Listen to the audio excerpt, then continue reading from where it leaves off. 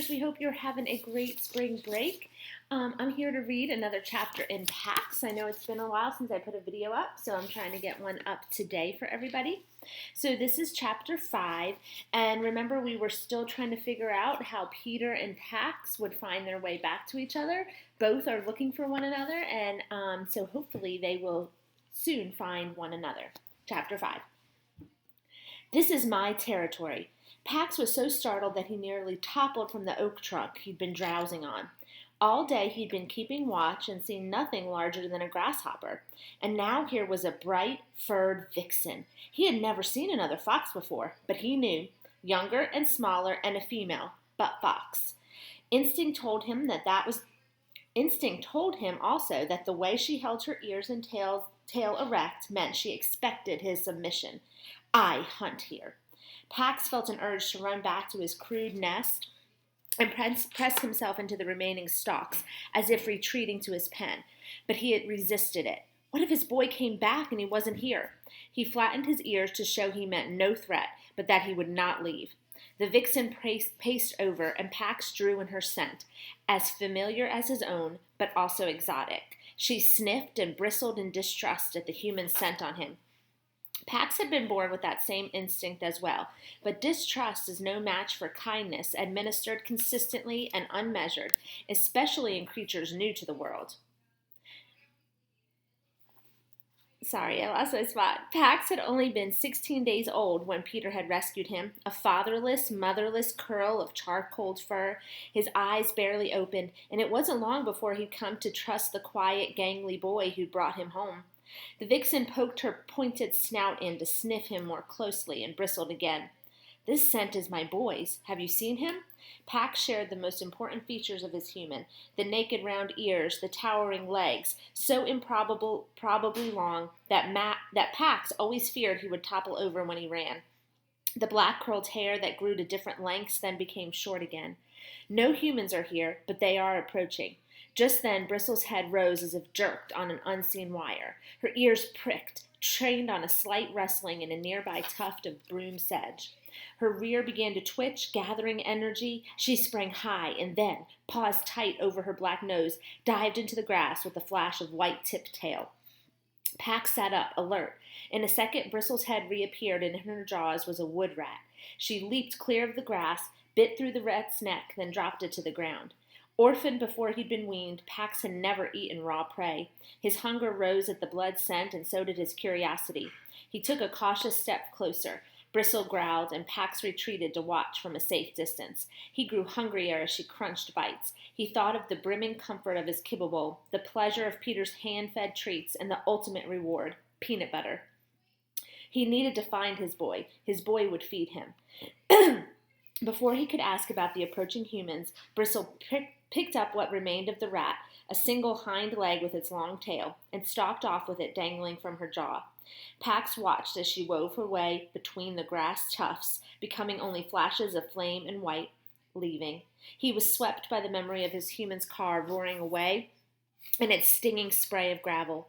Just before she slipped into a fringe of ferns at the wood's edge, she paused to glance at him over her shoulder. At that moment, a sharp snap from the fallen oak startled her. It was followed by a red streak of fur that hurtled from the dried foliage, flew over the weeds, and landed on her back. Pax flattened himself. He could hear the vixen's yips as she scuffled with her attacker, but they sounded more irritated than afraid. He poked his head up. Bristle pounced on a ball of fur and bit it hard. To Pax's surprise, a smaller, skinnier version of herself unfurled at her paws. Pax was stunned. Never had he suspected that foxes might soar like birds, whose sweeping arcs were not like any movement he himself could achieve. The little fox flipped to his back and gave his belly in submission, but this only seemed to make Bristle angrier, her chattering now punctuated by jabs and nips. Pax bounded over, overcome by curiosity. The skinny fox startled at the unfamiliar human scent and looked over Bristle's shoulder. His eyes widened when he spied Pax, and he scrambled to his paws. Friendly, he announced to Pax. Brother, but not littermate of the vixen. Play. Bristle bared her teeth and snarled at her brother. Dangerous, stay away. Pax ignored Bristle's warning posture and met the greeting. Friendly, you flew. Bird? The little fox bounded back to the fallen oak, then sprang onto its trunk. One fork of the dead tree angled up. The small fox walked lightly along its length. He looked down to make sure Pax was watching. Pax dropped and tucked his paws under his chest, but it was hard to keep from leaping into the tree to try it himself. He had climbed the walls of his pen, of course, but he had never been higher than its 6 feet. His brush twitched. The vixen stalked a few steps away and then dropped to the ground. She rolled onto her side to gaze directly up at her brother, her love for him obvious now. He was the runt. He's small, but he's tough. I don't want him with me when I hunt, but he follows me. She tossed her head and growled at Pax, as though blaming him for her brother's play. The runty little fox stepped out along the branch, tail poised for balance, then coiled himself and leaped out over the heads of the earthbound foxes. He landed in a clump of burdock beside the road and then burst out covered in burrs. He tore around in mad circles as if soaring had filled him with an excess of joy that had to be spent through his legs, and then flung himself onto the ground to roll out the rest. His sister pounced on him. Too close to the road. While she pulled the burrs from his coat, she scolded him for the recklessness of his flight. But Pax marveled at it. A good 5 full bounds he'd traveled without touching paws to ground. He would try the feat himself one day. When Runt managed to get to his feet, he lowered his head and nuzzled his sister. She knocked him back to the ground, only mock rough this time, and then sat on him, pinning him down. He struggled a little, but never really tried to upset her, and he protested only meekly when she began to groom him. Pax settled himself a respectful distance away. After a while, her brother, now properly subdued and her irritation spent, Bristle retrieved the morsel of rat and dropped it in front of him. She lay down and began to lick her paws, then to clean her face with them. Pax edged closer, so low that his belly brushed the ground. The company of these 2 young foxes drew him, whether he was welcome or not. Bristle stretched out in a patch of slanting sunlight. Her damp cheeks glistened like the pumpkin-colored wood of the table where Pax's humans ate their food, brilliant against the white of her sleek throat. Pax looked over at Runt, who was sniffing the spot where Pax had slept. His coat markings were identical, but not as vibrant. His fur was sparse and tufty in places, and his hip bones protruded at sharp angles. He reared back suddenly and pounced in mock attack. Pax watched as Runt tossed the toy soldier into the air and then pinned it down, over and over. He had done the same thing as a kid. He trotted over and joined the game, and Runt welcomed him as though they had played together since birth.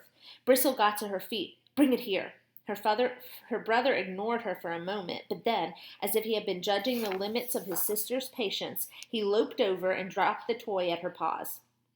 Bristle issued a throaty rattle at the human. Human, leave it. Home. Now, she ordered her brother. Runt leaned into Pax and braced his forelegs. Bristle sprang back to nip at her brother. He stinks of the humans. Remember. Pax was startled by the image she communicated to her brother then. A cold, howling wind, a mated pair of foxes struggling with something that reminded Pax of his pen. Steel, but with jaws and clamps instead of bars. The steel jaws and the snowy ground were smeared with blood. Bristle tipped her head to assess the sky and sniffed the breeze, which carried the threat of thunderstorms from the south. Home.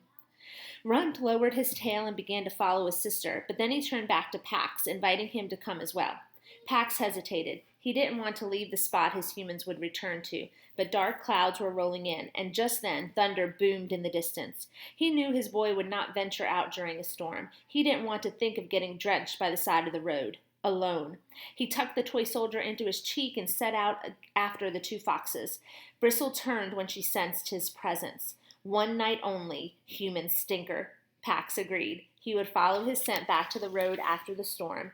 His humans would come for him then, and once he found his boy, he would never leave his side. Okay, so today, Pax meets 2 new foxes that he's really excited about becoming friends with. Now, Vixen, the female, is a little bit protective, and she's a little bit hesitant to be friends with Pax because he smells like humans, and that makes her nervous. But her little brother, the runt, the smallest of the litter, he is ready to have a friend in Pax. So we will see how that helps Pax in the future. Miss you so much. I will be back hopefully tomorrow with chapter 6.